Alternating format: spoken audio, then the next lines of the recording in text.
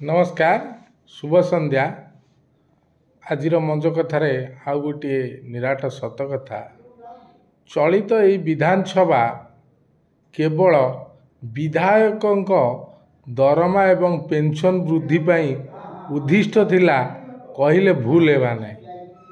कहीं ना एथिरे कौनसी यही विधानसभा प्रसंग शिक्षा स्वास्थ्य गमनागमन रास्ताघाट बेकारी दर वृद्धि मूल्य वृद्धि उपरे कौन विशेष भाव आलोचना न होई यही 15 दिन जो विधानसभा अधिवेशन चलिला यार मुख्य प्रसंग थिला जे विधायक माने पूर्व पाउथुबा 1 लाख टंका तांको कुआडे अंटू नथिला किंतु तांको दरमा 2.5 गुण 3 गुण वृद्धि करागला एवं पेंशन मध्य पूर्वतन विधायकर वृद्धि करागला। से माने राजकोषरु पूर्वतन विधायक एवं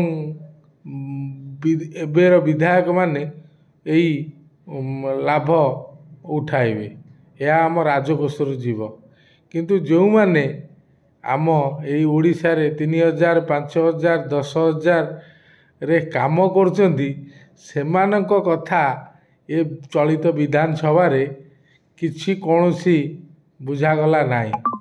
ना श्रमिक ना कृषक दलित आदिवासी कौनसी कथा को गुरुत्व बहन न करी चलित विधानसभा केवल केवल विधायक मानक दरमा एवं पेंशन वृद्धि पाई उद्दिष्ट थिला।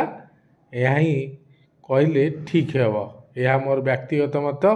तेणु आपण को यार मो यही व्यक्तिगत मतटी किपरि लागुची दयाकरी कमेंट करी निश्चिंत भाव जणाइबे। धन्यवाद। नमस्कार।